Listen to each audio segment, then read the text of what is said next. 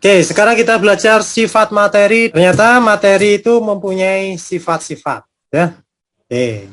Berdasarkan kemampuan membentuk zat baru, itu dibedakan menjadi sifat fisika dan sifat kimia, ya. Sifat yang tidak berhubungan dengan kemampuannya membentuk zat baru, ya, tidak berhubungan dengan kemampuannya membentuk zat baru, itu disebut dengan sifat fisika.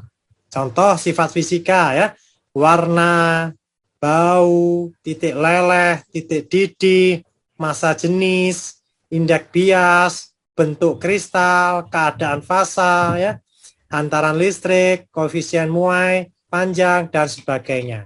Ini tidak berhubungan dengan kemampuannya membentuk zat baru, ya.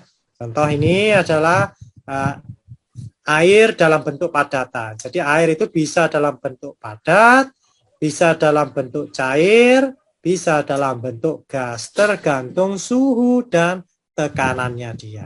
Nah, seperti itu, ya. Lalu ada lagi sifat yang berikutnya, yaitu sifat kimia. Sifat kimia adalah sifat yang berhubungan dengan kemampuannya membentuk zat baru. Contohnya, ya, kemudahan bereaksi membentuk zat lain. Contoh, ya, kemudahan bereaksi membentuk zat lain. Fosfor misalkan demikian, ya.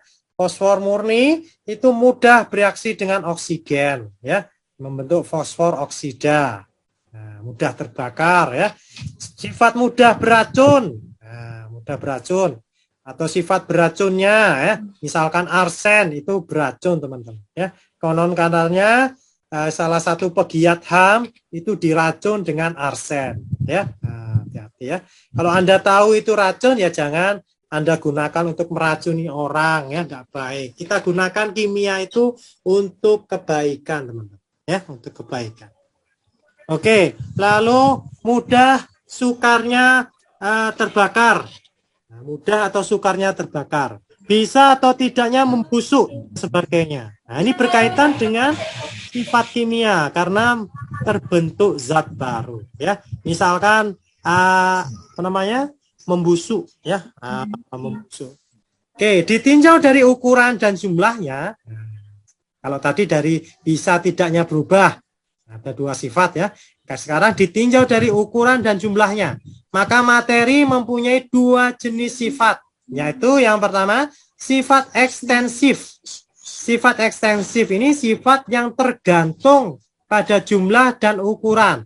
Misalkan massa dan volume. Massa kalau ukurannya makin banyak, maka massa dan volumenya pun makin banyak, ya. Ketika ditimbang, ya tentu makin berat. Nah, seperti itu, ya. Ini sifat ekstensif. Sifat intensif ini tidak tergantung pada jumlah dan ukurannya, nggak bergantung.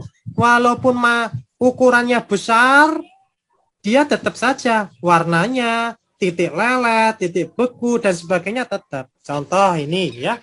Nah, contoh ini, es itu membeku pada suhu, ya, 0 derajat Celcius dan pada tekanan misalkan ini, ya, 1 atm, misalkan demikian, ya, dan seterusnya, ya. Lalu air mendidih pada suhu 100 derajat Celcius. Nah, ini, ya, walaupun itu airnya itu 1 gelas dengan air 1 ember, itu titik didih, titik lelehnya itu sama. Itu yang disebut dengan sifat intensif, ya. Sifat yang tidak tergantung pada jumlah dan ukurannya.